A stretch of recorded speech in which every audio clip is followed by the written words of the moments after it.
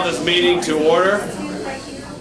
Today we have convened as the School Board of Osceola County, Florida, pursuant to Florida Statute 447.403 for the purpose of resolving the issues at impasse by and between the School District of Osceola County and the Osceola County Education Association. For the record, the written documents that we have before us are the following: the transcript of the hearing before Special Magistrate Leonard T. Heflin, dated May 31st, 2018. Number 2, the recommended order of the Osceola Education Association. Number 3, public employers' proposed report and recommendation. Number 4, May 31st, 2018 report and recommendation of the Special Magistrate. Number 5, notice of rejection of Special Magistrate's recommended order filed by Thomas Gonzalez on behalf of the School District of Osceola County, Florida. Number 6, the notice of submission of the Special Magistrate's finding and recommended order and superintendent's recommendations for settlement of disputed issues. Number 7, the Florida Education Association's recommendations to resolve issues at impasse per case number SM-2018. Number 8, the notice of today's impasse hearing. And finally, number 9, the copy of Florida Statute 447.403. Pursuant to that Florida statute, we will now proceed to having the parties explain their positions with respect to the rejected recommendations of the Special Magistrate. Mr. Gonzalez, as you have filed recommendations for rejections, I would ask you to go first, and you have 15 minutes, sir. Do we have, Ms. Tanya, could you start the clock, please?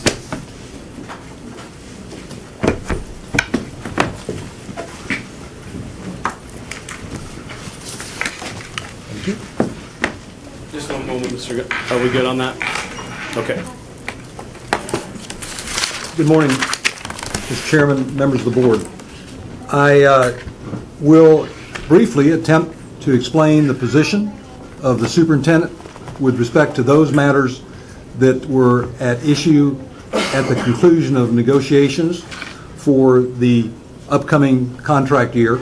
And I will begin by briefly noting the nature of this proceeding. And that is, we are here after bargaining, after both sides made original proposals at the table and counter proposals and could not agree, and according to law submitted those issues to a special magistrate appointed by the state of Florida, who provided a recommendation for the resolution of 5 issues. And with respect to those recommendations, the superintendent has rejected 4 of them. One of them was accepted, is the recommendation to accept the district's position, and therefore is not really something we need to deal with today, but we are dealing with the 4 issues that were the subject of the special magistrate's recommendation. And with respect to the special magistrate, the law provides that the magistrate is to take into account several factors, and they include comparables with respect to the issue of wages and working conditions that are paid or provided in comparable jurisdictions, as well as the ability to pay, and that's the way it's stated in the statute. And I would suggest that the ability to pay must be weighed in the context of the authority of this board to make decisions as to what's in the public interest and the best interest of the school district, not to be treated as simply saying that if money can be, quote, found, end quote, through accounting or any other means, that it's therefore available to pay for the proposals that are made by the union. And unfortunately, in this case, the special magistrate, we think, did just that. And that is to say, he made no specific findings as to the basis for his recommendations. He only said a few things in explanation, and he began by noting that the school district had a, quote, healthy ending fund balance, end quote. And we would suggest that quote, finding is really worth nothing and does not detract from the fact that the proposals made by the school board were based on the financial condition of the school district as predicted, as must be done in the context of Florida law. So, with respect to the Look at me if you could. Thank you. I begin by noting that the Osceola School Board salary and benefits per package proposal was made some time ago, and although it's not relevant per se in this proceeding, in fact, the financial situation has not gotten better, but has gotten worse. And specifically, and this is most important for these negotiations, the health care claim expenses continue to exceed revenues, with May and June 2018 health care claims having caused an additional loss beyond what was predicted of $1.8 million. And therefore, the projected health insurance benefits trust fund for June 30th, 2019, again, this is predictive, has now dropped below the state required minimum. And of course, the state required minimum is what makes it legal for the district to provide the self-insurance funds by which it provides these benefits. And for the operating budget, the funding compression allegation was reduced by $333,000 after the second calculation.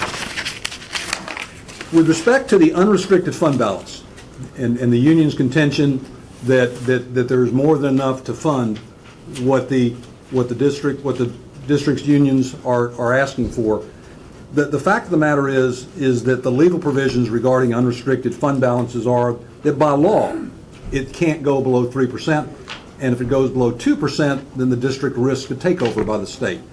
And those are, in fact, the absolute bare minimum.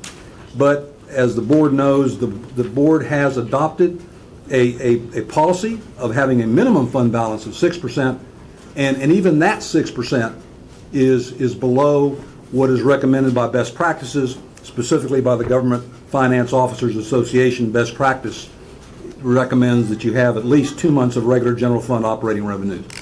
But most importantly, in the context of Osceola, the funding for that insurance trust fund is coming from that same pocketbook in terms of monies that need to be allocated.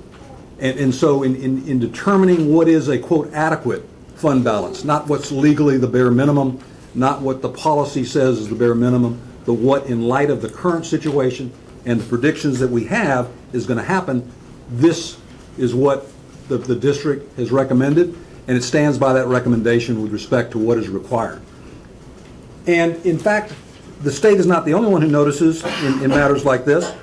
The Moody's Investor Service states that for purposes of rating the entity known as the Osceola School Board, that it looks at how much of this reserve balance is kept, and it does so not in the context of the bare minimum. It talks in the context of what is the best practice in order to secure the debt that the district has. And Moody's has noted that the 10.8% that is projected by the school district is materially lower than other Moody's rated school districts nationwide. And Fitch also talks about the same thing, that the rate that is adopted by the district reflects the district's solid revenue growth prospects and expenditure flexibility, strong financial resilience, and a low liability burden offset by very limited legal ability to raise revenues, which is, of course, key to having a budget in the district. Now, again, an important issue, we think, is with respect to the fund balance. The district retains Arthur Gallagher Benefits Service, Inc., and that entity provides consulting service to assist the district in determining its needs with respect to the insurance trust fund. And the insurance trust fund is all important in terms of the demands on funds by the district, potentially in real, in terms of the monies have been spent by the district in providing health insurance for all of its employees at no cost to the employees, and by carrying on in a manner that would allow the district to carry on the self-insurance function. Now, with respect to the issues that were involved with determining the amounts that were to be offered by the school district and could be paid, it's worth noting that the efficiencies that were applied in coming up with those proposals are applied to ourselves as well. And specifically, Osceola ranks 67th out of 67 school districts. That's dead last in administrative expenditures per FTE. So with respect to the proposals that are being made by the district in terms of what they believe is prudent, this is not a case where an employer is trying to hold back money for some ulterior motive or some personal gain or benefit. Certainly the school board can't do anything with that money that it doesn't spend, and certainly none of the people involved in making these proposals have that ability as well. These are proposals that were made based upon the best interest of the public, including the employees. As a matter of public interest, recurring expenses should not be funded with non-recurring revenues, period. The Florida Educational Finance Program, which is the program that all districts must participate in to get their funding, has absolutely no provision for increases in costs. So every time that there is an agreement by a district to increase salaries or increase benefits, there is absolutely nothing in the funding formula that will provide payment for that increased cost in the next year. And so in terms of deciding how to fund those costs, decisions have to be made, and the decisions have to be made in the opinion of the district and in accordance with the recommendation of the superintendent from recurring funds, because otherwise we're not maintaining that fund balance that we have and we believe we need. The unrestricted fund balance is the first defense against unexpected expenses, but it's also something that's necessary to fund things that we do expect and that we're going to have coming down the road. With respect to the specific issues, let's go to issue number one. There were 5 issues. The first issue was an evaluation bonus for the non-classroom instructional staff, which was not a proposal that was originally brought by the union to the table. It occurred late in the process, and it provided for the payment of a bonus from district funds to those instructional personnel who had not received the Best and Brightest bonus from the state. And of course, the Best and Brightest scholarship plan, which is what it's called, is not taken from district funds. It's taken from the state. With respect to the payment of the bonus that's asked for, it would, number one, be a differential treatment of members of the bargaining unit, because it would be paid to some but not all, and would not be applied to all. It would not be available to all, and it would come from funds that are not provided and would be contrary to the content of the scholarship. And for that reason, although the special magistrate recommended it, it is the recommendation of the district and the superintendent on behalf of the district that that recommendation be rejected. The second issue was a $500 retention bonus for instructional employees.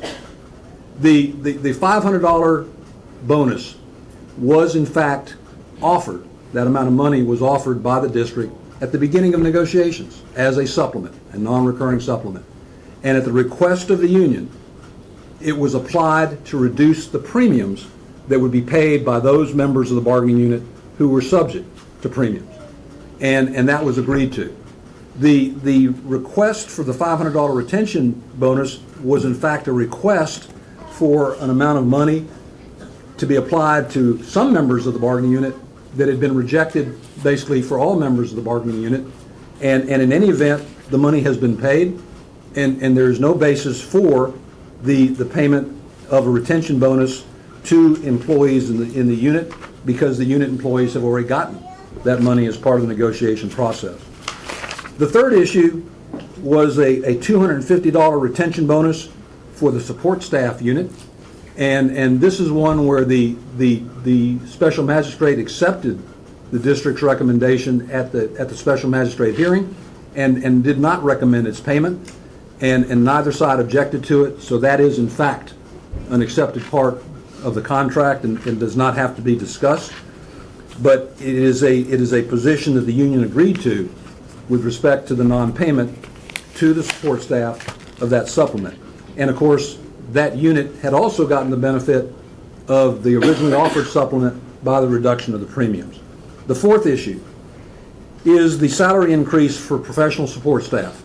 The district proposed a 30-cent per employee, per hour, per employee increase, which was equivalent to the 2% that was offered and accepted for the instructional bargaining unit.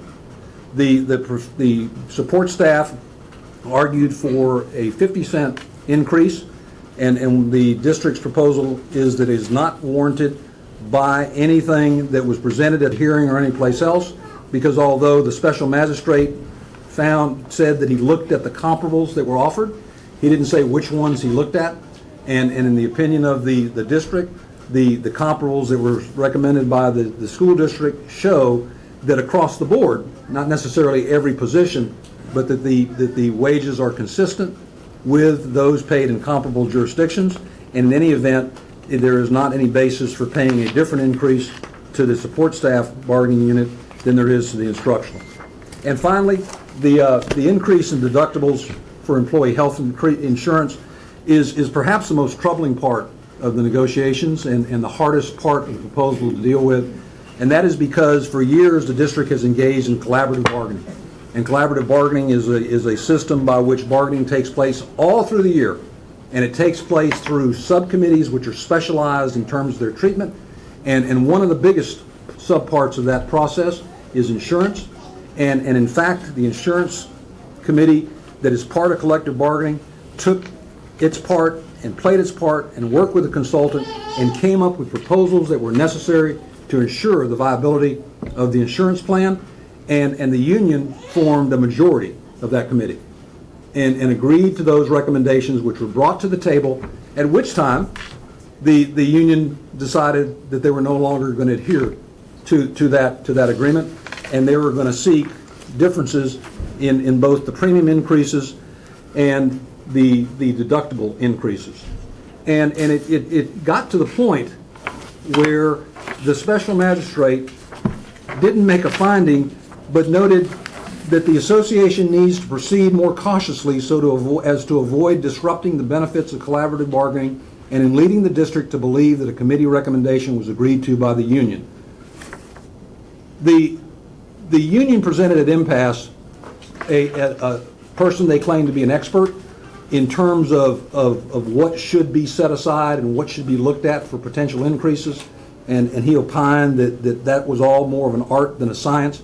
But the fact of the matter is this: at no time was that expertise ever offered to the committee. At no time did the union, which had agreed to the proposal, ever suggest that they had more information that needed to be looked at. And the fact of the matter is that the increases in the premiums and the increases in the deductibles, which apply to all employees of the school district, are necessary, were found necessary, and therefore the proposal by the district is that the special magistrate's recommendation be rejected. And for that, with thanking you for your time, it is the recommendation of the superintendent, by way of the explained provisions that were dealt with, that the board vote to adopt the superintendent's position with respect to the rejection of the special magistrate's recommendations on those 4 issues, and the adoption of the district's proposal for resolution of the items at impasse. Thank you. Thank you, Mr. Gonzalez. Is it permissible that we could use these seats up here for the ladies that are still standing, that are reserved for the district staff? I think they're coming back right now. Oh, how about these chairs, sir? Is that okay? Ladies, nice comfortable leather chairs. Here you go. I would now ask that the representative of the Osceola County Education Association come forward to present their issues. When you get started, you have 15 minutes. Mr. Gonzalez did go over by a minute or 2, so certainly we'll give you that time as well.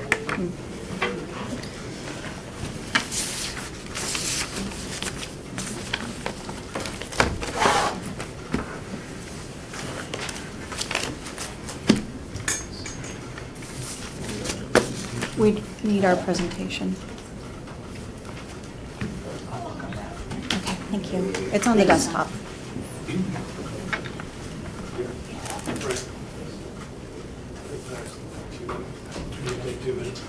Sure. Would you like to? We're gonna take about a 2-minute break. So go ahead and take your time. Okay, thank you.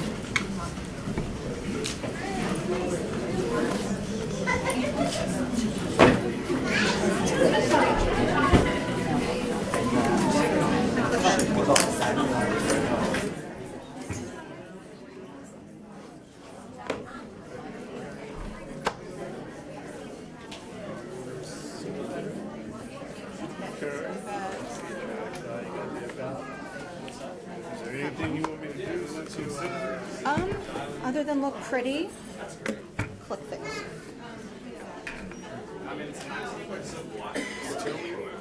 No, we didn't. We went there 2 years ago. We took the official a little bit. So in the center, directed over there, we need to. I think so, yeah. Let's check.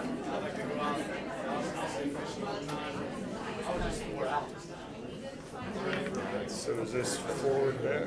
Looks like it. Yeah. Let's be a little bit of a control freak. Okay. Oh. We need to on the screen. Do your thing, guys. Do your thing.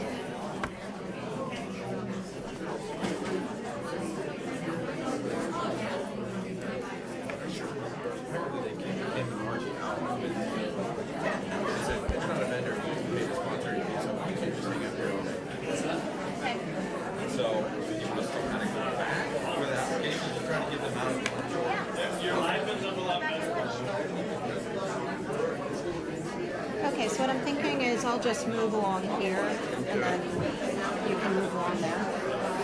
So like as I'm talking, I'll move forward and Okay, you're gonna see it. All right. Yeah, I'll just watch mimic what you're I'm doing, and then I got it. Yeah, so that way I don't have to go. Are you guys ready? Yeah, I think so. All right, we'll reconvene our special impasse hearing, and we would like to welcome the folks on behalf of the Osceola County Education Association. Ms. Tanya? All right, are we ready? Yes, ma'am. And can you hear me? Yes, ma'am. Fabulous.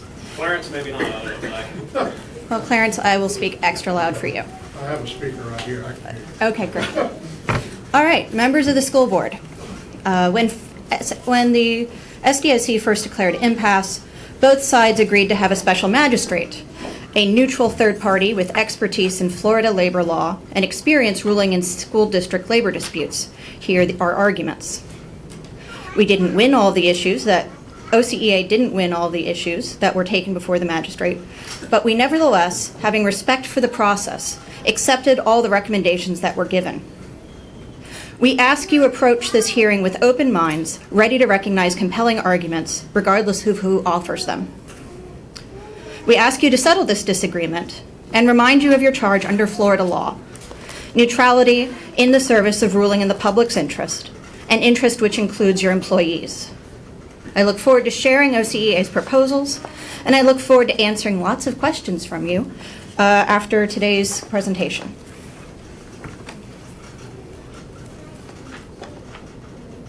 Okay. So, happily, regardless of the foregoing presentation, OCEA believes the district is in a strong financial position. The Capital Outlay Fund is supported by 2 locally levied taxes, a half-cent mills tax, and impact fees on new construction. As you'll recall, the half-cent sales tax is predicted to raise $25 million a year for the next 2 decades of its life.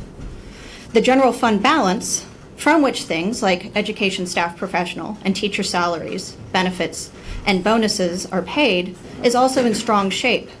Moody's assessed SDOC's creditworthiness as a bond issuer as AA, or its second highest designation. The fund balance at the beginning of the year was just over 14%, with the unassigned portion of the fund balance weighing in at 8.95%, well over the SDOC's policy-determined levels of 6%.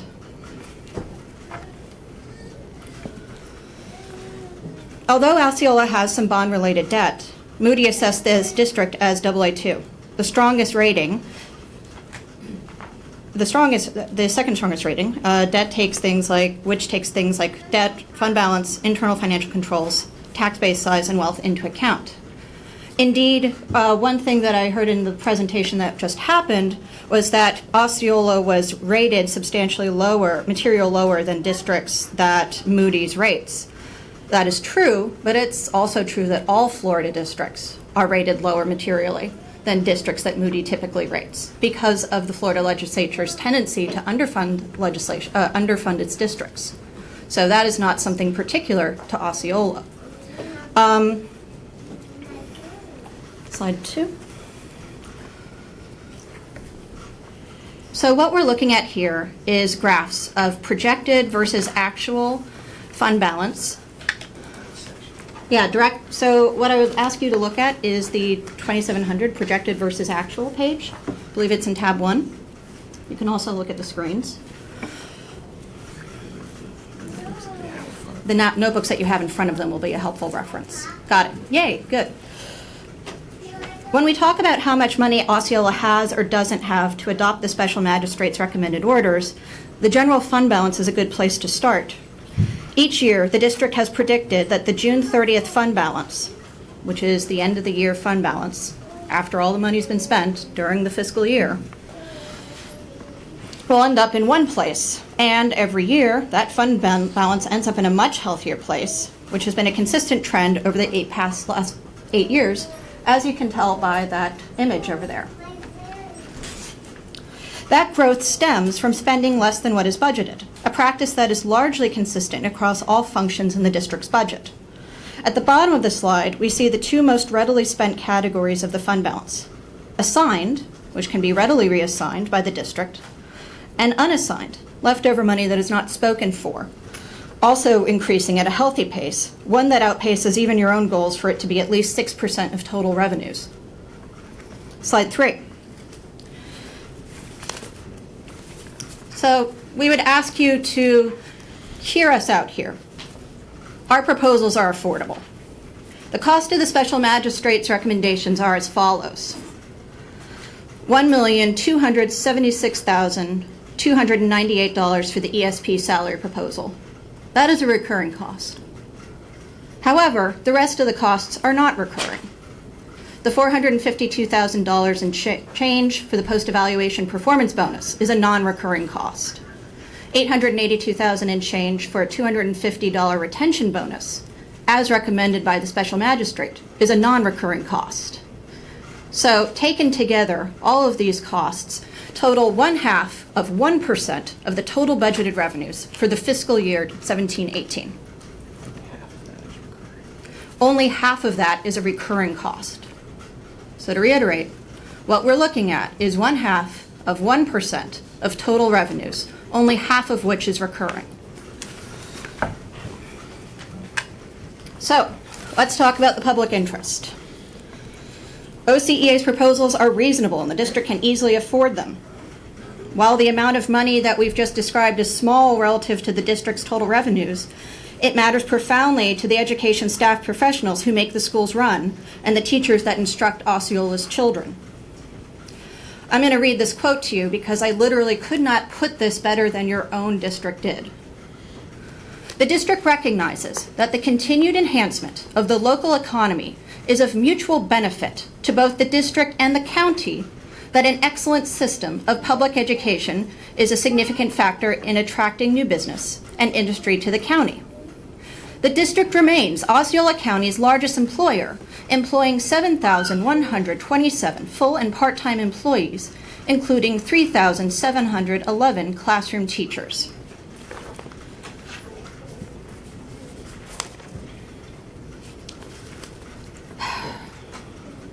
As demonstrated just now, moderate compensation proposals like the association's will not strain available resources, but will benefit SDOC and the broader Osceola community, which pays taxes and supports the district not for the sake of a fund balance or a bond rating, but so that it might have the resources necessary to give its students the best possible education.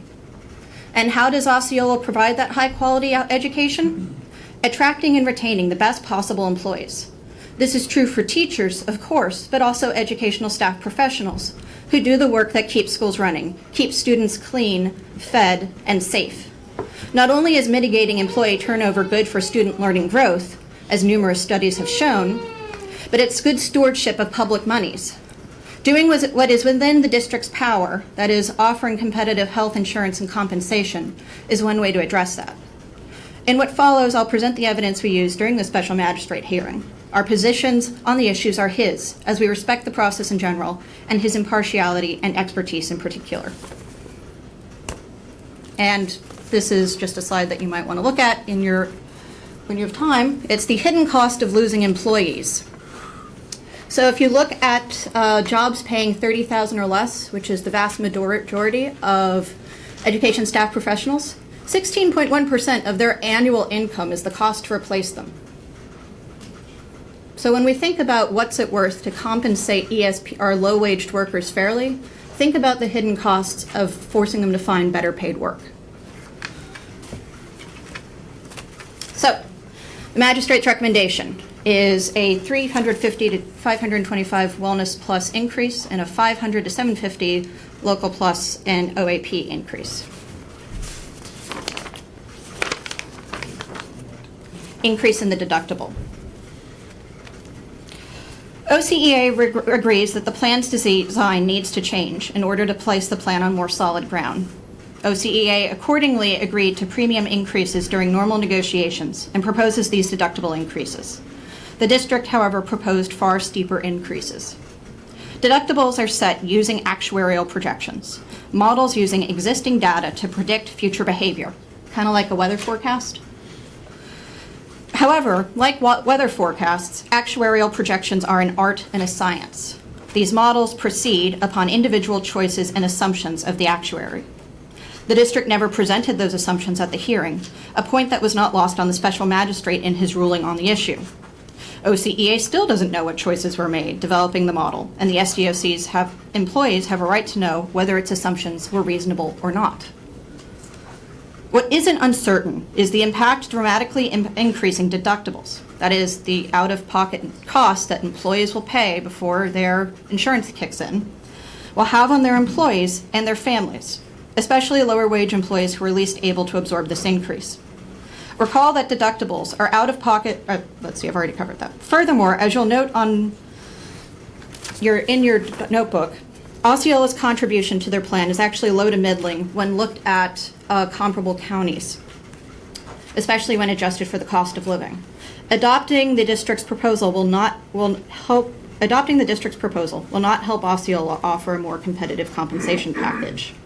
And to add a little context to the negotiations, at the special magistrate, the district was unable to produce a tentatively agreed to document that signified that the district, or this OCEA, agreed to the language itself. If you don't have a TA, you don't have an agreement. In light of this, we ask that you adopt our proposal. Second issue, ESP salary proposal. The magistrate's recommendation was a 50-cent an hour raise for the unit, which is $1.276 million and change. The range of raises will range from $423 to $952 and change before taxes. Slide 12, which is on the screen right now, shows average salary by position as reported to DOE by the district. It shows the percent change over the past 8 years and the percent change when average salaries are adjusted for inflation. Given those adjustments, ESPs make less than they did nearly a decade ago, and the price of housing, food, and fuel has gone up in that time. Put differently, loyal employees who are committed to SDOC students lost money staying with the district. While it is fair to say this is true for wages in general, it is equally fair to say that it is within Osceola's ability to pay its employees more, especially its lower-waged employees. As the largest employer within the county, the district's decision have an outsized impact on the larger community. Higher wages for ESPs will improve quality of life for their employees and families, including your own students. Okay, third issue. Post-evaluation performance bonus for non-classroom instructors, or colloquially referred to as the best and brightest bonus. It's a mouthful, but it's a simple concept. the district has the right and obligation to negotiate a bonus paid out of its general fund. And this bonus to non-classroom instructional staff, like counselors, like deans, will be paid out of Osceola general funds only. It is thus the board's purview. Many other bonuses across the state are awarded on the basis of an evaluation. Bonuses meant to entice and retain teachers at academically and economically challenged schools frequently take summative evaluations and VAMs into account, either in isolation or in combination. Put differently, plenty of other bonuses select populations of employees within a bargaining unit to reward for performance in the name of promoting student learning. There is nothing remarkable or unusual about this bonus. 9 other counties have already agreed to similar best and brightest-like language to the language approved by the special magistrate. They have not suffered legal consequences. If you'll look in your notebook, you can see a list of those 9 counties. Fourth issue.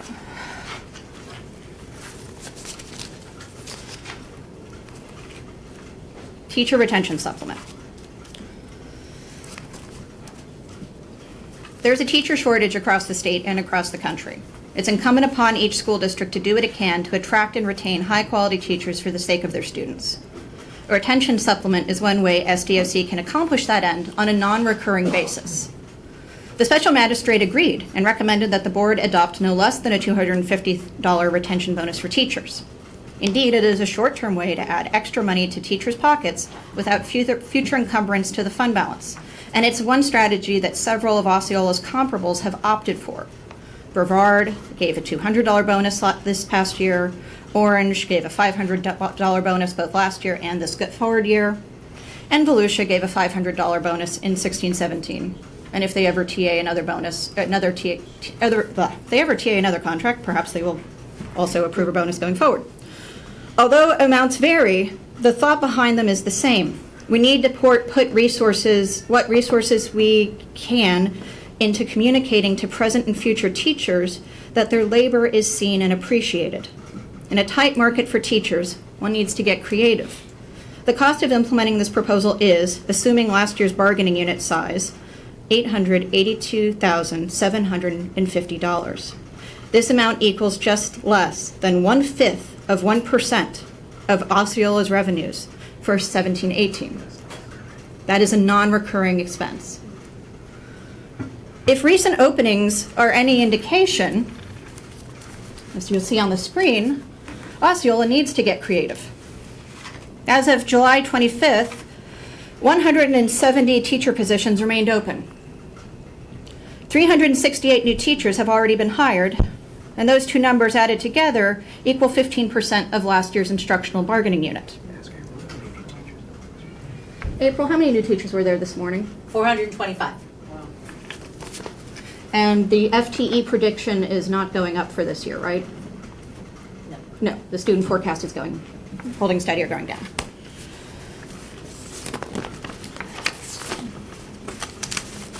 So, in conclusion,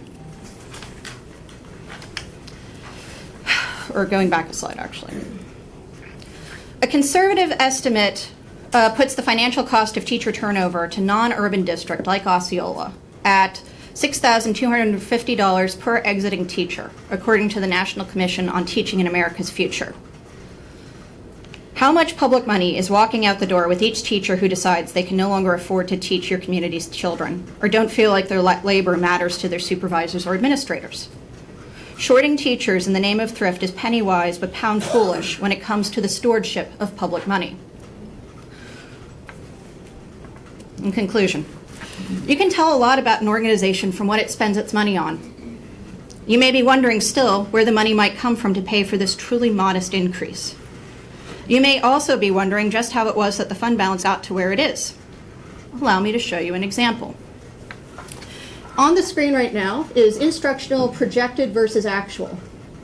You can see that on average, $31,881,000 and change has been left in the instructional function each year, or about 9.6%. Drill down further into the function, and you begin to see where this overage might have come from. except for 13-14, it looks like materials and supplies, the graph on the slide right now, is where the district was stashing funds for a rainy day. What might we infer about the district's priorities based on these last two slides? What will we infer as a community about your priorities based on your rulings today? Today, you can take action to ensure that your community understands that education is worth compensating justly, and that your employees understand that their efforts are valued. The total cost of the special magistrate's recommended orders is 8.1% of what, on average, is left unexpended in instruction overall, or 9% of what, on average, is left unexpended in materials in instruction. So to reiterate, half of that is a non-recurring cost, although this overage over the past 8 years has indeed been a recurring overage. So the old canard that you can't pay for recurring costs with non-recurring money doesn't quite hold up to scrutiny here. Historically, the district has already budgeted the money that we need. We just ask you to spend more of what's already been allotted. We ask you to join us in agreeing with an impartial, knowledgeable party and adopt the special magistrate's recommended orders. Thank you. Thank you.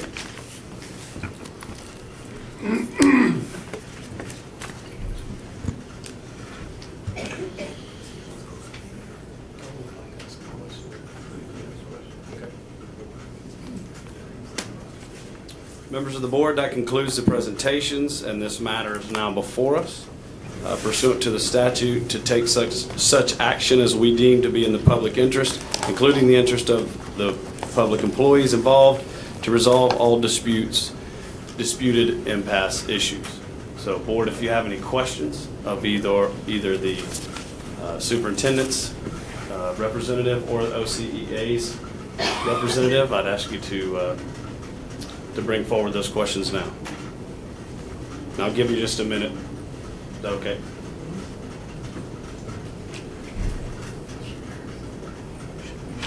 Yeah, do you want to?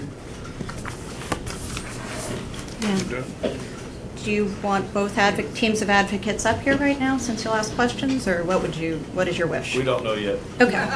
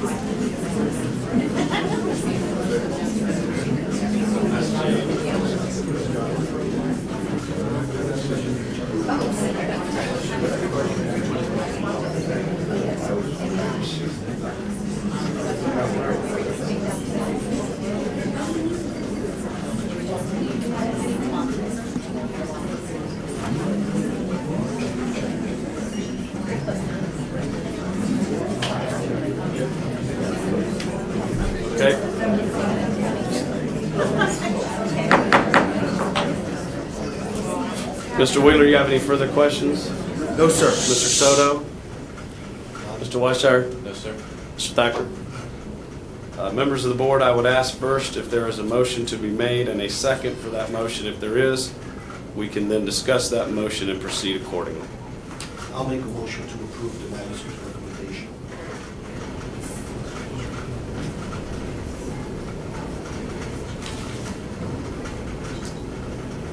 Seeing no second, board, is there another motion to be made? Yeah, just a comment, and then I'll follow it up with a motion. We started this process, I don't know, 7, 8 months ago, however long ago it was. We spent a lot of time on our budget getting up to that point, and we came up with basically a pool of the amount of money that we felt could be used. Listen to both arguments here, agree with some things on both sides, disagree with some things on both sides. One thing that I do not agree with is I do not think you could pay recurring expenses out of non-recurring revenue. I've said that since I've been on the board. We've had that discussion since we've been on the board. I understand that when you look at the pure fund balance, there's some years it appears to grow. You've really got to break down the assigned versus the unassigned, because quite frankly, if it's assigned, it's already committed. The other thing that's happening as we go, since I've been on the board, our budget has gone from $750 million to approximately $1.1 billion, and I'm sure I'm off a little bit. These numbers are from the top of my head. But what happens is that numbers goes up, our percentage that we have to retain in our fund balances goes up significantly as well. To keep the same, if we have $50 million in it, to keep it at $50 million every year is a losing proposition for the district. It was mentioned that we are consistently underfunded in Florida. I think that's all true. But an important piece to that is the inconsistency in the way the funding has taken place in Florida if you go back the last 10 years. I think the best long-term interest of the district, the employees, the students, and the citizens of Osceola County is to resolve the issues at Impasse by adopting the objections and recommendations of the superintendent as to the issues at Impasse. Be my motion. I'll second it. Board, we have a motion and a second. Do we have any discussion? Yeah, I'd just like to concur with Mr. Thacker relative to fund balance. I mean, first off, you don't pay recurring expenses with non-recurring revenue. That is an absolute. Number two, one of the things that people don't seem to get relative to a fund balance in a district our size is, and I've been doing this for 16 years now. I'm going to go back to a time when some people weren't here. In 2004, we had a healthy fund balance then. We had 3 hurricanes come through. Peeled back the roof on Poinciana High School, did a bunch of damage, and people say, well, you know, FEMA's going to take care of that. Well, we needed to use our fund balance to get our schools open so they operated. For the 18 to 24 months it took FEMA to reimburse us, we still had students showing up to school. We had to function every day. That's something that seems to be lost on a lot of these arguments, is that we live in Florida. We've been lucky. Last year, Irma didn't do a lot of damage here. Matthew didn't do a lot of damage here. But we don't know what's going to happen. And if it happens again, yeah, FEMA will make us whole eventually. Meanwhile, our schools are going to be used as shelters. We got food that's going to serve those people in those shelters. We don't know what's going to happen to the buildings. We don't know what's going to happen to our buses, etc. So relative to why we've got a, quote, healthy fund balance is because we do live in Florida. We don't know what catastrophic weather events can happen, when they're going to happen, how they're going to happen, and what the impact will be. And if we are impacted, we've all found out there's no white knight from Washington or Tallahassee. And relative to FEMA, while they will reimburse us, it's an 18 to 24 month process, and we still got people who are going to show up to work, schools that need to be operational, functional, and take care of our students. And so if you spend that money and it's not there, there is no way to fix those facilities under those circumstances. That's all I wanted to get. Yeah, I just want to Let's clarify. my position here. Interestingly, I definitely have to take a look at this from a neutral standpoint. A lot of the positions that I just heard right now are positions that I've advocated for as well, as my interest, you know, as a. Oh, yeah. All right, I just messed up my my, Your budget, your yeah. So, but I say, but, you know, just looking at things, you know, neutrally, which is different from, you know, the position that we take beforehand when we analyze and we decide on what kind of proposals we want to engage with in collective bargaining. But it does stand to note that both sides here agreed to subject this to a special magistrate, so, or neutral magistrate, and there was a decision made. I think that can't just be ignored, and I just didn't see more compelling reasons at this moment from a neutral standpoint. But I just I'm not here to convince or persuade or anything. You know, pretty much that's an impossible thing to do. But I keep hearing the recurring costs with recurring revenue. And I just wish that gets a little bit more hashed out than just that repeated phrase and what it really means, because it does put a very strong limiting effect on a lot of things that we do with a budget. It pretty much takes away any creative or any kind of risk that we may want to take for something that may be worthwhile. That's all. Mr. Wheeler? I'll explain it in very simple terms to you, Mr. No, not simple terms, because it needs to be really, you need to really take into account that if that is the mantra that we're always going to use, then you're pretty much limiting a lot of It's not just our mantra. a lot of creative problem solving that you can do with a The budget. U.S. banking system has adopted it too. That's why they don't give mortgages to people who can't show the recurring income to pay for those mortgages. It's the same economic principle maybe on a different scale, but it's essentially the same principle that's applied to everybody in this room under that premise. Unfortunately, within this context, it's somewhat different. Meanwhile, it is the same premise relative to a financial principle. Mr. Thacker. Mr. Senator, just one real brief example to your comments here. The thing that's been keeping me up awake at night for the last 6, 7, 8 months of this year that really concerns me about our fund balance is our health care reserve, which we're going to dip into it based on the overs we've run. Fortunately, I don't know what the board will choose to do. We have the ability to maintain that by some of the money that we do have in our general reserve fund. That is over our 6%, which is to me the purpose of that money. So I think we're going to have it. Hopefully, we're going to have a discussion about that at some point to maintain Next our, Tuesday. Next Tuesday, maybe. That's right. We have a workshop. But that to me is, if we were sitting here and everything else was flying really high, using some of the one-time stuff, but I think we've got a huge issue there. Healthcare is extremely vital to our employees. We've done a health wellness clinic, but we're still got costs spiraling out of control to the tune of $900,000 a month in the last 2 months. And you pack that in with the rest of the year, my hunch is that number's now up to $6 million or so. I'm not sure exactly where we're at, but I think I'm close. So that is, it's not uncounted money. It's money that we've not allocated funds to at this point that we're going to have to do or make a decision. So that's just an example of one of those things that I see this. And that's one that I'm very aware of, and I agree wholeheartedly. It really also comes down to another thing that I left out is that, there's going to be some suffering either way. And I understand that for the most part, we want to protect the future of what we're able to provide our employees and our economy. And so we don't want to take these risks. But again, since this was something that was agreed to, sent to a magistrate where they can have both the same amount of opportunity, and I kind of take that to accept that we should accept that unless there was something great, significant that was overlooked or not considered that should have been considered, and none of that was brought forward by either side. Any further discussion, board? So we have a motion on the table by Mr. Thacker and a second by Mr. Wheeler to accept the superintendent's public employers' proposed report and recommendation. Mr. Krummenbacher, is that correct?